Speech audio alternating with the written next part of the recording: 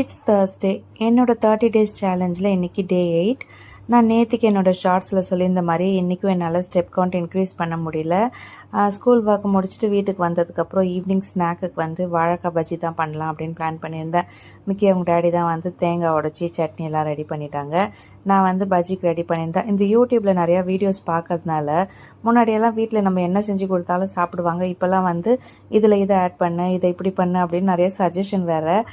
இந்த பஜ்ஜி மாவில் போடுறதுக்கு முன்னாடி இட்லி மாவில் டிப் பண்ணிவிட்டு அதுக்கப்புறம் பஜ்ஜி மாவில் போட்டுட்டு ஆயிலில் பொரிச்சா நல்லாயிருக்கும் அப்படின்னு சொன்னாங்க. என்ன ரீசன் நான் கேட்கல. சரி ஓகே சொல்லியாச்சு அப்படின்னு சொல்லிட்டு நானும் அதே மாதிரி ரெடி பண்ணி கொடுத்துட்டேன். பஜ்ஜி நல்லா புஷ்ஷுன்னு தான் வந்திருந்தது. இது அதனாலேயா அந்த மாவில் போட்டதுனாலையா என்னன்னு தெரியல.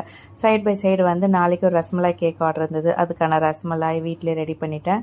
பேஸும் ரெடி பண்ணிவிட்டு கேக்கோட ஃபைனல் லுக் இப்படி தான் இருந்தது. இன்றைக்கி என்னோடய ஸ்டெப் கவுண்ட் வந்து 1000 தான் டச் பண்ணியிருந்தேன். நாளைக்கு திரும்ப சந்திக்கலாம்.